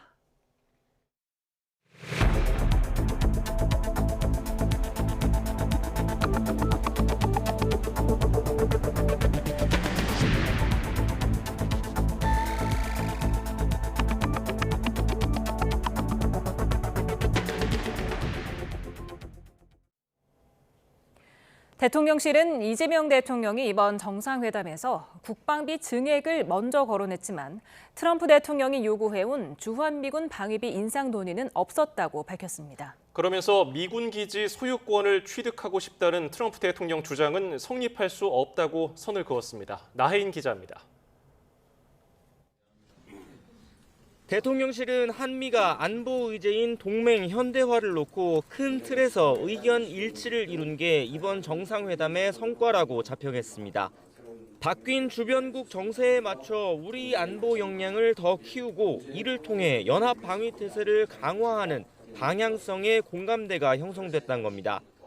안보 협상이 원론적인 수준에서 일단락된 건 이 대통령이 먼저 거론한 국방비 증액도 한몫했다는 게 대통령실 설명입니다. 꼭 필요한 중요한 무기를 구매하려고 하는 것이기 때문에 서로 간에 어떤 미팅 오브 마인드가 있었다고, 의견이 맞았다고 볼 수 있습니다. 국방비와 별도로 트럼프 대통령이 요구해온 주한미군 주둔 비용, 한미 방위비 분담금 인상 논의는 없었다고 대통령실은 전했습니다. 올해 61조 원대인 우리 국방 예산 가운데 방위비 분담금이 차지하는 비중은 2.4%가량으로 전체 국방비 증액을 위해선 대규모 무기 수입이나 연구개발 투자가 뒤따라야 하는 상황입니다. 군사력이 강화되는 것은 비용 지출을 수반할 수밖에 없는 거예요. 우리 기술로 개발을 했을 때 수지 타산이 맞는다면 개발을 하고 그렇지 않으면 사오는 게 우리에게 유리한 측면이 있는 거거든요. 대통령실은 트럼프 대통령이 주한미군 기지의 소유권을 언급한 배경은 따져봐야 한다면서도 성립할 수 없는 주장이라고 일축했습니다. 미군 기지는 주한미군이 주둔하는 동안 쓰라고 내준 우리 땅이지 빌려주고 임대료를 받거나 소유권을 주고받는 개념이 아니라는 겁니다. 공여하는 것입니다. 쓰도록 이렇게 주는 것인데 그게 뭐 리스는 아닙니다. 우리가 그걸 주고 무슨 지대를 받는 개념은 아니거든요. 대통령실은 양국 정상이 원자력 협력 분야에서도 의미 있는 논의를 했다고 설명했습니다. 우리나라가 사용 후 핵연료 재처리 역량을 확보하기 위해 요구하는 한미 원자력 협정 개정 협의가 이어질 수 있다는 관측이 나옵니다. YTN 9입니다. 트럼프 대통령은 올해 10월 말 한국 경주에서 열리는 에이펙 정상회의에 참석할 수 있다고 밝혔습니다. 트럼프 대통령은 이재명 대통령과의 회담에서 에이펙 회의에 참석하냐는 취재진 질문에 갈 수 있다고 본다며 이같이 답했습니다. 이어 무역 회의를 위해 곧 한국에 갈 것 같다며 한국이 회의를 주재한다고 말했습니다. 이재명 대통령은 안보는 미국에 의존하고 경제적 이익은 중국과 챙긴다는 안미, 경중은 더 이상 불가능하다는 입장도 밝혔습니다. 미국 내 비판을 의식한 듯한 발언이지만 그렇다고 안미, 경미도, 안중, 경중도 아닌 실용 외교를 강조한 거라는 해석입니다. 홍선기 기자입니다.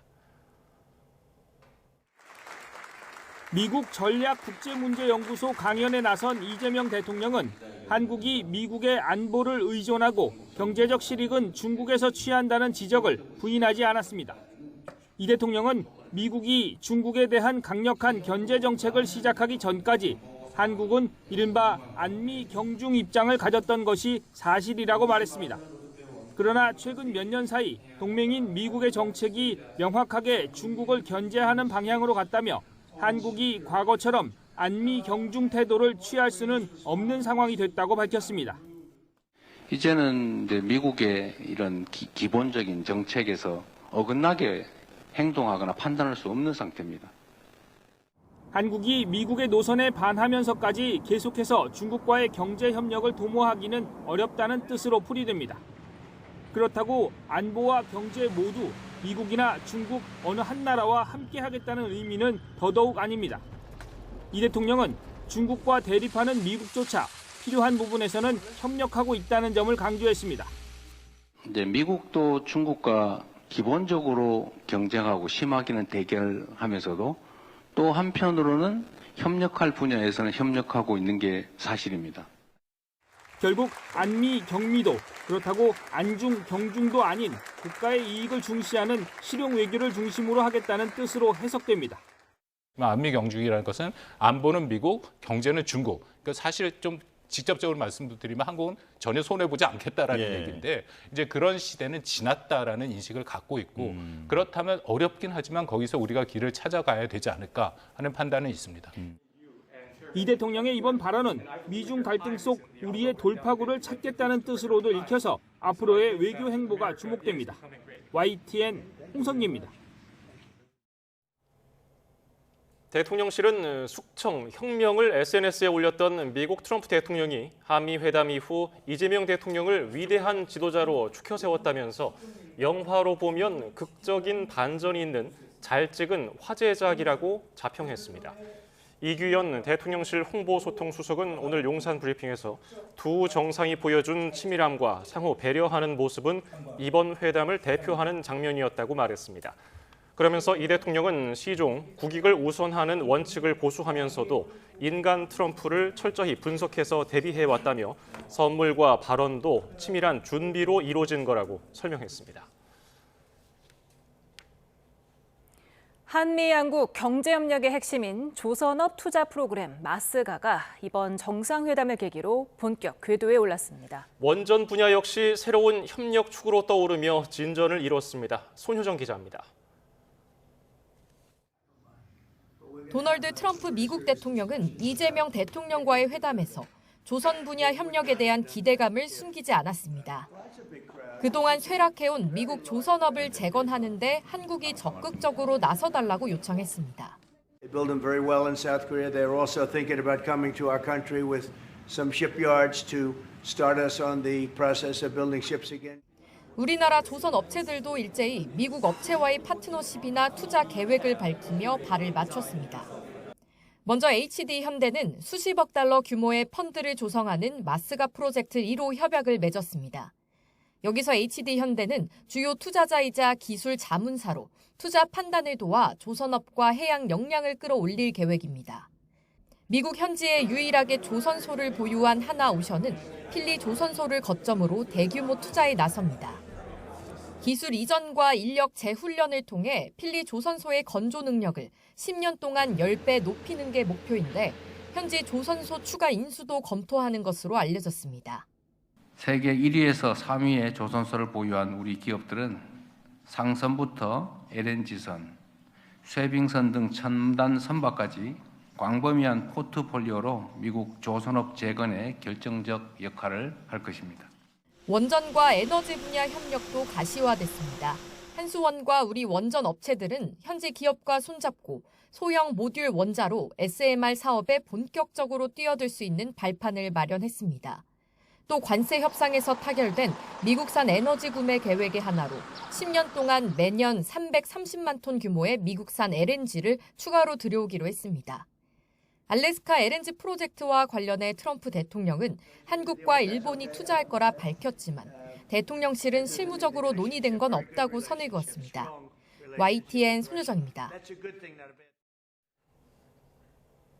한미 정상회담 직후 열린 비즈니스 라운드 테이블에서는 이재용 삼성전자 회장이 젠슨 황 엔비디아 최고 경영자와 반갑게 포옹하는 장면이 포착돼 화제가 됐습니다. 삼성은 반도체 추가 투자 계획을 내놓지는 않았지만 조선과 원전 분야에서 한미 협력 강화 지원에 나섰습니다. 차유정 기자입니다. 한미 주요 재계 인사들이 총출동한 비즈니스 라운드 테이블 행사장. 한국 기업 총수들과 바쁘게 인사를 나누고 있는 인물이 바로 엔비디아의 CEO 젠슨 황입니다. 황 CEO는 자신의 트레이드마크인 검은 가죽 재킷 대신 정장을 입고 나와 격식을 차렸습니다. 가장 화제를 모은 장면은 황 CEO와 이재용 삼성전자 회장의 만남. 황 CEO는 행사장에 천천히 들어서는 이 회장을 보자 와라 껴안았고 반갑게 악수도 나눴습니다.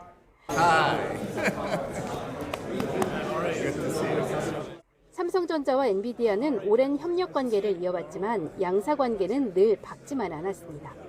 삼성은 전 세계 인공지능 반도체의 80%를 장악하고 있는 엔비디아에 핵심 부품인 고대역폭 메모리 HBM을 여전히 공급하지 못하고 있습니다. 파운드리 사업 역시 엔비디아와 TSMC의 협력 관계가 공고해 틈을 찾지 못하고 있습니다. 삼성이 HBM 제품 품질 인증 통과를 기다리며 차세대 제품의 공급망 진입을 노리는 가운데 엔비디아 빅딜이라는 성과를 가져올 수 있을지와 추가적인 반도체 대미 투자 여부에도 관심이 쏠립니다. AI 경쟁에서 양국 간 협력 가능성과 상호 보완성 등을 재확인하였습니다. 엔비디아의 슈퍼컴퓨터에 최적화된 반도체 칩을 SK 하이닉스와 삼성이 제공하는 것에 대한 논의가 있었습니다. 삼성그룹은 조선 원전 분야에선 협력에 시동을 걸었습니다. 먼저 삼성중공업이 미 해군 지원함 MRO 유지보수 정비 사업에 본격 참여하면서 상선 위주에서 방산 분야로 영역을 확장하게 됐습니다. 삼성물산도 한국수력원자력, 미국 에너지 회사와 손잡고 텍사스주 인근 세계 최대 규모의 첨단 에너지 복합 센터 건설에 참여할 예정입니다. YTN 차유정입니다. 트럼프 미 대통령이 이재명 대통령과 회담을 마친 뒤 한국과의 무역 협상은 이제 끝난 것으로 생각한다고 말했습니다. 하지만 품목 관세와 디지털 등 비관세 분야, 487조 규모 대미 투자 패키지 구성 등 불확실한 사안이 많습니다. 박기환 기자입니다.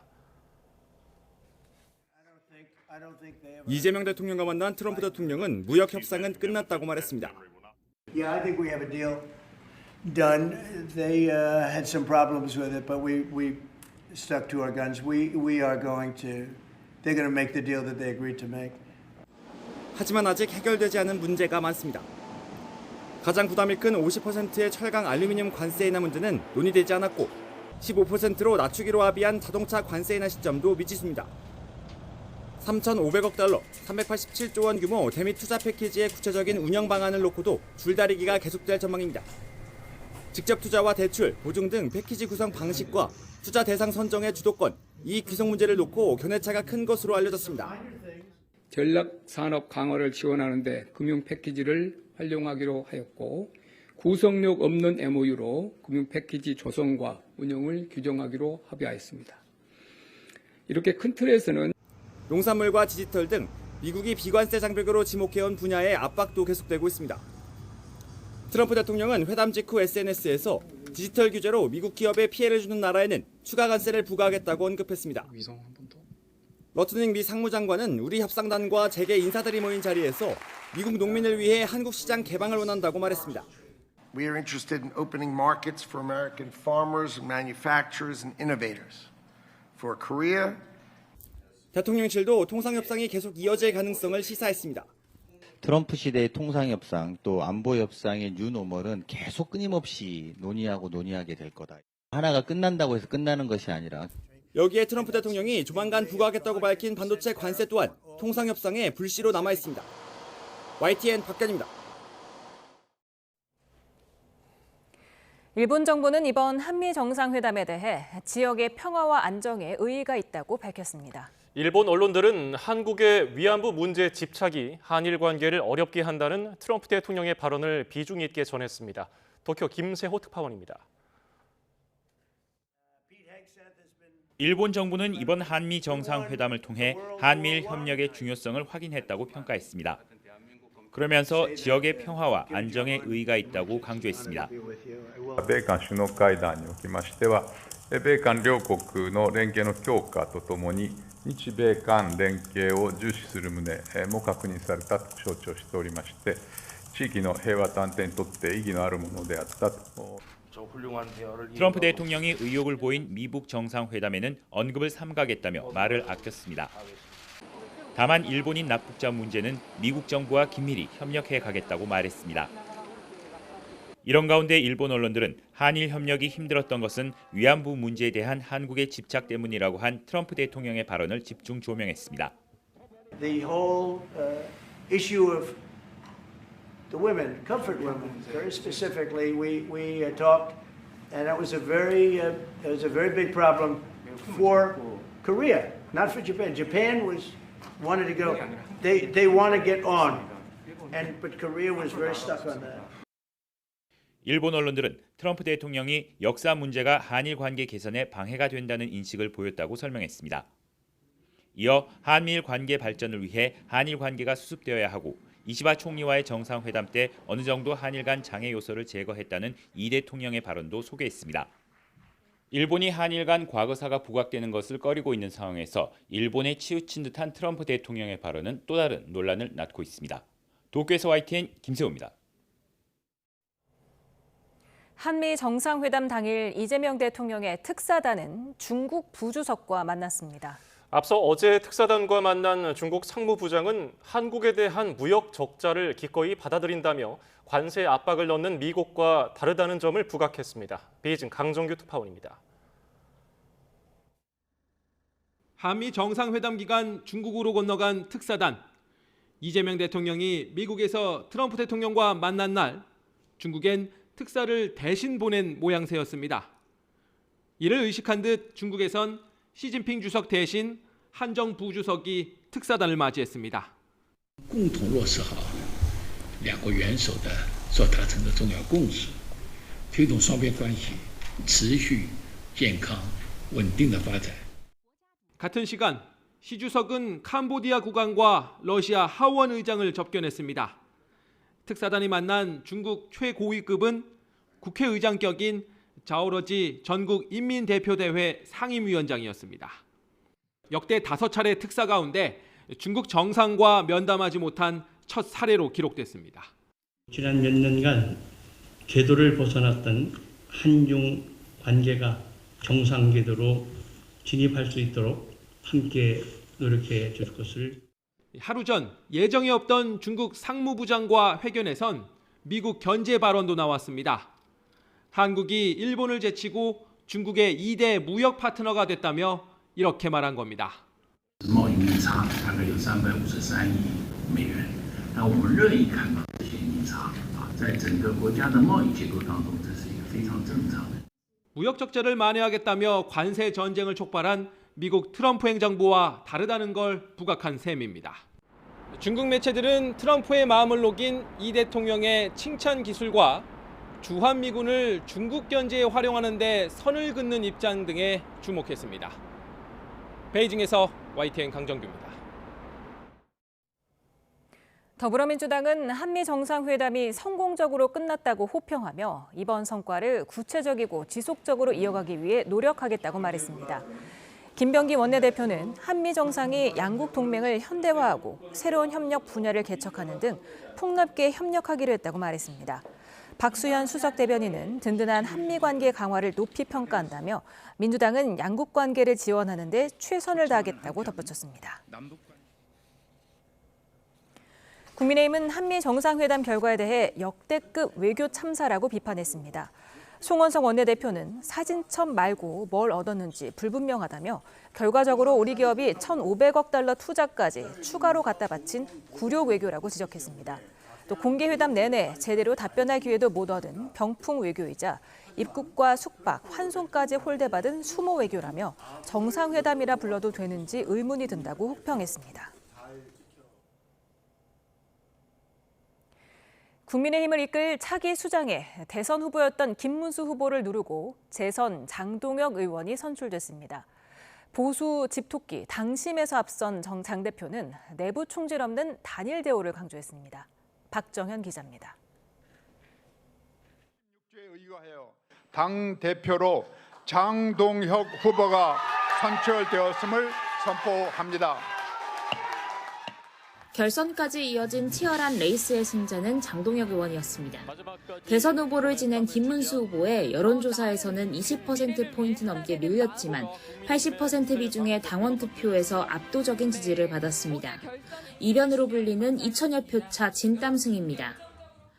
당원 여러분들께서 만들어주신 승리라고 생각합니다. 저를 당대표로 선택해 주신 것, 저는 그것이 혁신의 시작이라고 생각합니다. 판사 출신의 재선 장동혁 신임 대표는 한때 한동훈 전 대표의 핵심 측근으로 꼽히며 짧은 정치 경력에도 주요 당직을 두루 거쳤습니다. 계엄과 탄핵을 거치며 점점 우클릭하더니 싸우지 않는 자 배지를 떼라는 슬로건으로 제1야당 대표까지 올랐습니다. 내부 총질 세력과 절연을 강조한 장 대표는 친한계를 겨냥해 사실상 출당 조치를 시사했습니다. 그러나 여전히 그 단일 대우에 합류하지 못하는 분들, 오히려 당을 위험에 빠뜨리는 분들, 당을 계속 분열로 몰고 가는 분들에 대해서는 저는 결단이 필요하다는 입장입니다. 장 대표는 경선 과정에서 약속한 윤석열 전 대통령 구치소 접견도 진행하겠다고 밝혔습니다. 당선에 힘을 보탠 아스팔트 구구 전한길 씨와 관계 설정도 관심을 모읍니다. 전한길 선생님께서는 지금 밖에서 이재명 정부와 싸우는데 힘을 합쳐 주실 것이라고 생각을 합니다.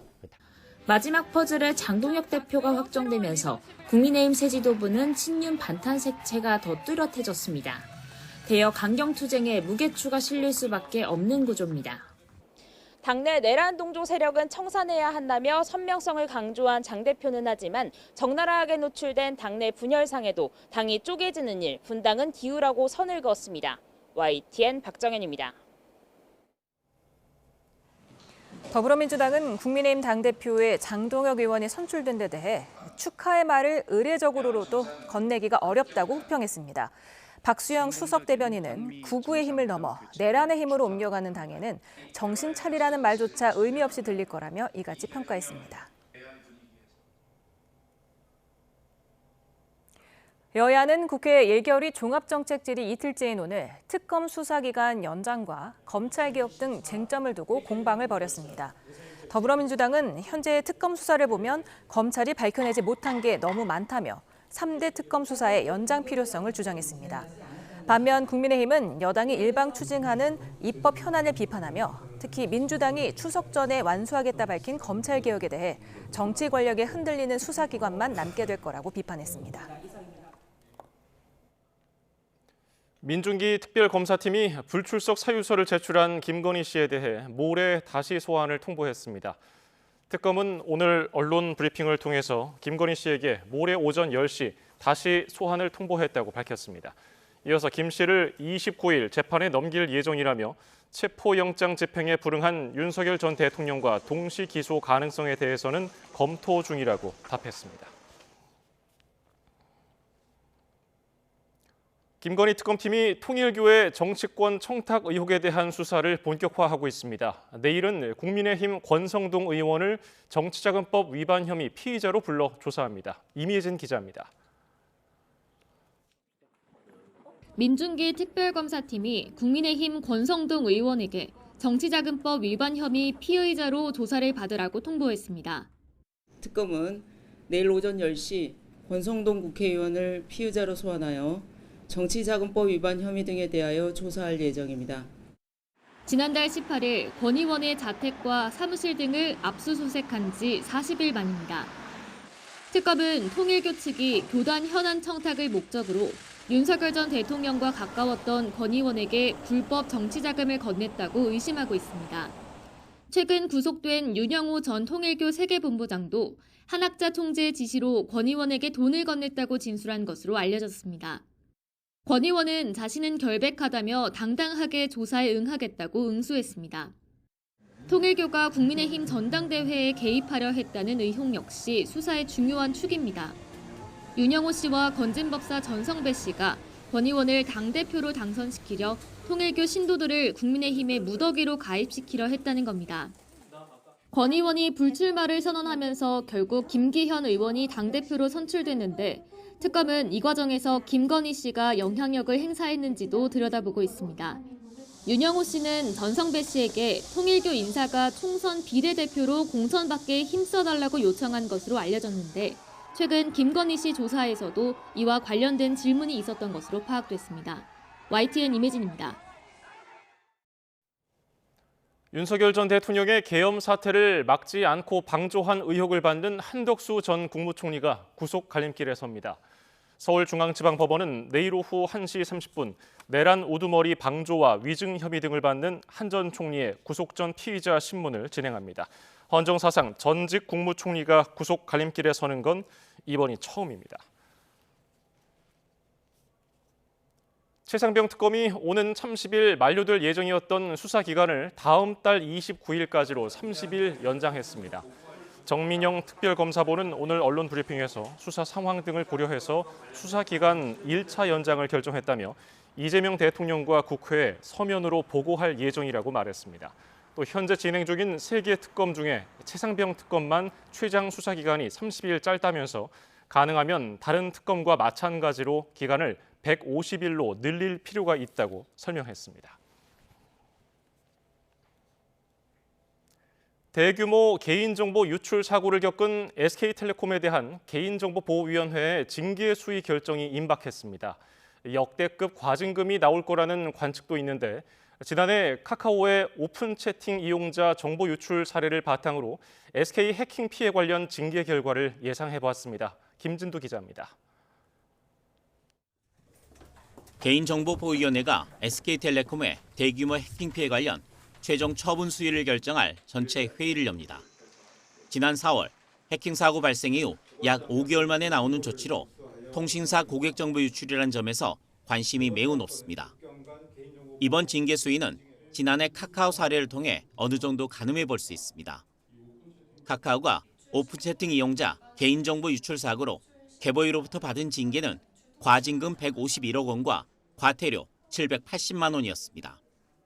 이는 당시 개인정보보호 법규 위반으로 부과된 역대 최대 규모였습니다. 개보이가 카카오에 중징계를 내린 핵심 사유는 크게 두 가지였습니다. 첫째, 안전조치 의무 위반입니다.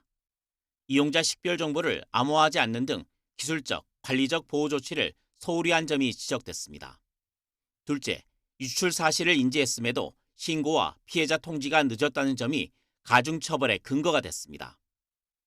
SK텔레콤 해킹 피해 사건 역시 개인정보보호법상 안전조치 의무 위반 여부가 징계의 수위와 규모를 결정하는 핵심이 될 전망입니다. 카카오 등 과거 사례보다 유출된 개인정보의 민감도가 높고 규모도 훨씬 커 과징금이 더 세질 가능성이 큽니다. 워낙 중대한 사안이라고 보고 있고요. 과거에 뭐 LG U+라든가 KT 이제 사건들이 있긴 했었는데 그때에 비해서도 훨씬 더 중대한 정황이 있고. 과징금은 관련 매출액에 최대 3%까지 부과될 수 있습니다.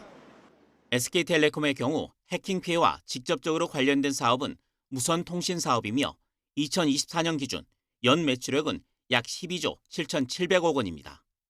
이 매출액에 상한선 3%를 적용하면 최대 과징금 예상치는 약 3,831억 원에 달합니다.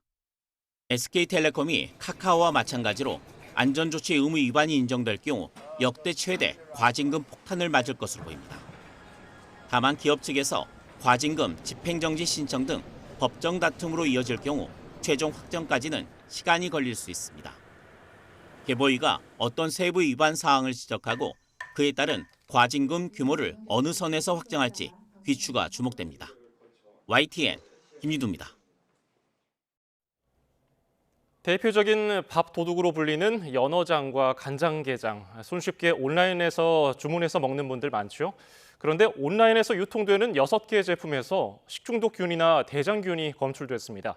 수산물 반찬은 가열하지 않고 섭취하기 때문에 더욱 주의가 필요한데요. 오동건 기자가 보도합니다. 이른바 밥도둑 2대장으로 불리며 인기가 높은 간장게장과 연어장. 최근 온라인에서 잘 팔리는 15개 제품을 조사해봤더니 40%인 6개 제품에서 문제가 발견됐습니다. 연어장 2개 제품에선 식중독균인 리스테리아균이, 게장 4개에선 대장균이 초과 검출됐습니다. 연어장 및 게장은 가열 조리 없이 바로 섭취하는 식품으로 유해 미생물에 오염되면 식중독이 발생할 수 있어 리스테리아균은 4도 이하의 냉장 온도에서도 잘 번식하는 식중독균으로 주로 오염된 육류, 어패류 등 다양한 식품에서 발견되고 여름철에 더욱 주의해야 합니다. 리스테리아균에 감염될 경우 일시적인 발열, 설사, 복통 같은 장염 형태로 증상이 생기기도 하지만 임산부, 노약자, 면역저하자에게는 유산이나 폐혈증, 수막염 같은 치명적인 질환을 일으킬 수 있습니다. 또 대표적인 위생지표균인 대장균은 식품의 위생 상태를 판단하는 데 사용됩니다. 간장게장 제조 과정의 위생 상태에 의문이 제기되는 부분입니다. 모든 제품에서 중금속 오염은 없었지만 80%에 해당하는 12개 제품이 소비기한과 냉동 표시 등 의무적으로 적어야 하는 사항을 지키지 않은 것으로 드러났습니다. 소비자원은 해당 업체들의 개선을 권고하고 소비자에게는 식품 섭취에 주의를 요청했습니다. 제품 개봉 시 상한 냄새가 나는 등 변질이 의심되면 섭취하지 말아야 하며 음식물과 같은 증거물은 비닐봉투에 담아 보건소에 신고할 것을 당부드립니다. 소비자원은 아울러 수산물 반찬류 구매 시 반드시 냉장 보관하고 소비기한 내에 섭취할 것을 당부했습니다. YTN 오동건입니다.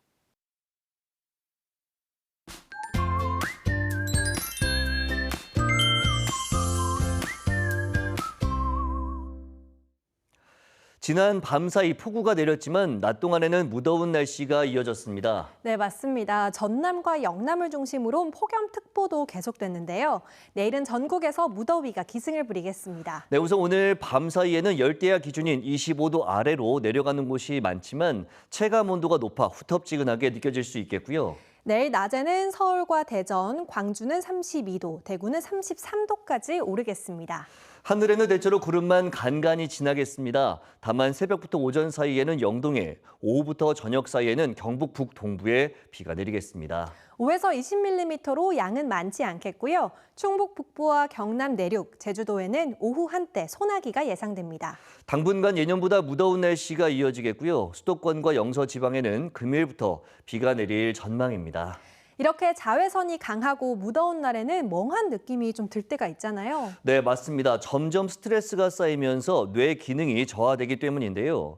따라서 하루 중에 짧게라도 휴식을 취하는 것이 좋고요. 평소 유산소 운동을 하는 것도 도움이 될 수 있습니다. 그리고 뇌도 많이 사용할수록 강해지는 만큼 책을 읽거나 악기를 연주하는 등 두뇌 활동을 자주 하는 것도 좋습니다. 마지막으로 최소 7시간 정도 잠을 자는 것도 뇌 건강에 도움이 되니까요. 꼭 실천을 해주시기 바랍니다. 날씨 캔버스의 김수연, 이혜민이었습니다. 오늘 뉴스 플러스는 여기까지입니다. 시청해주신 여러분 고맙습니다.